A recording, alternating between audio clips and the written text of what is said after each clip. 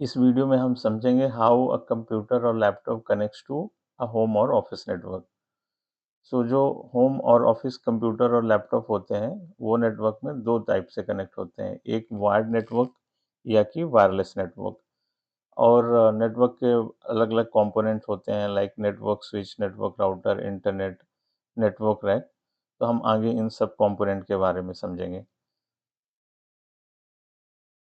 सबसे पहले network cable, इसको लैन केबल भी बोलते हैं। और इसके 2 एंड होते हैं, दोनों एंड पे कनेक्टर्स लगे होते हैं। एक एंड जो कनेक्ट होता है वो लैपटॉप में या कि डेस्कटॉप में लैन पोर्ट में कनेक्ट होता है। दूसरा एंड जो है वो वॉल जैक में कनेक्ट होता है, उसको डेटा पोर्ट या नेटवर्क पोर्ट भी बोलते हैं। ऑफिस में वो या तो डेस्क में होता है या तो वॉल में होता है। और वायरलेस से कनेक्ट करने के लिए ऑफिस के जो फ्लोर्स होते हैं उनकी सीलिंग में एक्सेस पॉइंट माउंट होते हैं। ये है एक्सेस पॉइंट। और ये जूनिपर मिस्ट एक्सेस पॉइंट है, ये अरूबा एक्सेस पॉइंट है, ये सिस्को एक्सेस पॉइंट है। डिफरेंट वेंडर के एक्सेस पॉइंट होते हैं। एक कंपनी में जनरली एक ही वेंडर का एक्सेस पॉइंट यूज होता है। एक्सेस पॉइंट के थ्रू डिवाइसेस नेटवर्क में वायरलेस से कनेक्ट होते हैं। फिर आगे आते हैं नेटवर्क स्विचेस। ये जूनिपर का स्विच है, ये सिस्को का स्विच है, ये सिस्को का एक और स्विच है। जो जूनिपर या कि सिस्को, ये हार्डवेयर वेंडर हैं, ये लोग नेटवर्क डिवाइसेस मैन्युफैक्चर करते हैं। अगर स्मॉल कैंपस है और स्मॉल ऑफिस है तो हम ऐसे स्विचेस का यूज़ करते हैं। अगर बिग कैंपस है या कि डेटा सेंटर है, वहाँ पे हम बड़े स्विचेस का यूज़ करते हैं। फिर बात करते हैं नेटवर्क रैक की।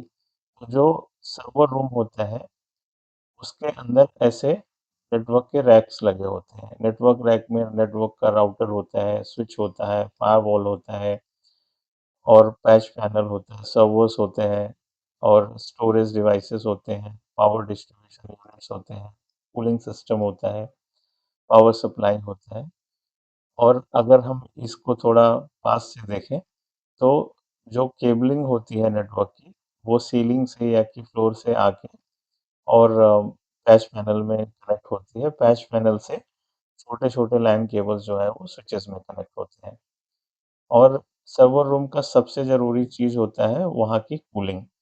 बिकॉज़ ये सारे डिवाइस 24/7 चलते रहते हैं और बहुत सारा हीट जनरेट करते हैं। तो सर्वर रूम में कूलिंग मेंटेन करना बहुत ज़्यादा ज़रूरी होता है। फिर नेक्स्ट हम आते हैं होम नेटवर्क की बात करते हैं। तो होम नेटवर्क में डिवाइसेस वायरलेस से कनेक्ट होते हैं, लेकिन होम नेटवर्क में कोई एक्सेस पॉइंट नहीं होता।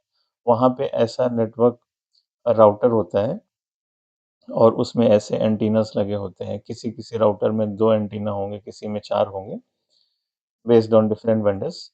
और उस राउटर में एक वैन पोर्ट होता है जो कि आईएसपी के डिवाइस को कनेक्ट होता है। ISP means internet service point. और 2-4 लैन पोर्ट होते हैं जहाँ पे आप वायर्ड नेटवर्क के थ्रू कनेक्ट कर सकते हैं।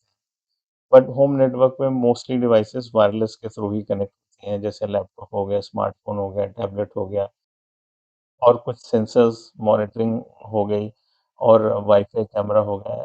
ये desktop PC, smart TV, gaming console, ये सारी चीज़ें ये वायरलेस कनेक्शन के थ्रू ये वाईफ़ाई राउटर को कनेक्ट होती हैं और यहाँ से फिर एक कनेक्शन जाता है जो आईएसपी डिवाइस को जाता है और वहाँ से फिर इंटरनेट की मूविंग ऑन नेक्स्ट।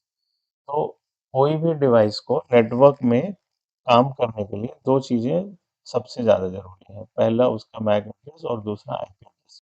जो डिवाइस का मैक एड्रेस होता है, वो मैन्युफैक्चरिंग के टाइम ही हार्ड कोड कर देता है, उसको फिजिकल एड्रेस भी बोलते हैं। और ये address through out the device life cycle कभी चेंज नहीं होता है। लेकिन जो आईपी एड्रेस होता है, वो डिफरेंट नेटवर्क के हिसाब से चेंज होता रहता है। जैसे अगर हम बात करें कि अगर हम ऑफ़िस नेटवर्क में अपने लैपटॉप पे कनेक्ट करेंगे तो अलग आईपी आएगा और अगर होम नेटवर्क में कनेक्ट करेंगे तो अलग आईपी आएगा। तो वैसे आईपी चेंज हो सकता है लेकिन मैक एड्रेस चेंज नहीं होता है।